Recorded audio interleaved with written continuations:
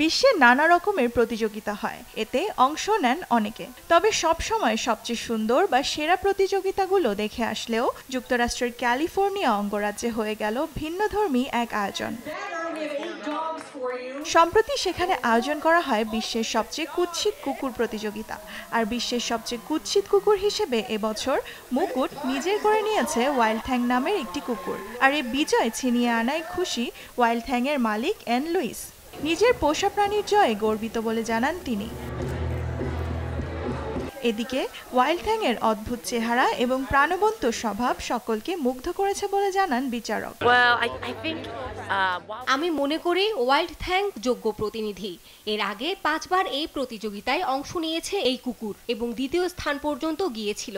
এবার সত্যি জয়ের যোগ্য। তবে শুধু ওয়াইল্ড থ্যাংই নয়, এ প্রতিযোগিতায় নিজের পছন্দের প্রাণীটি নিয়ে হাজির হন বহু কুকুর প্রেমী।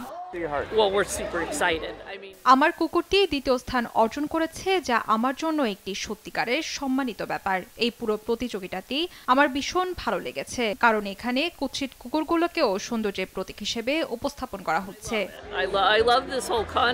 গেল 5 বছর ধরে চলা এই প্রতিযোগিতা আয়োজক এবং অংশগ্রহণকারী সকলের মধ্যে উৎসব ঘন মুহূর্ত তৈরি করে বলে জানান প্রত্যক্ষদর্শীরা।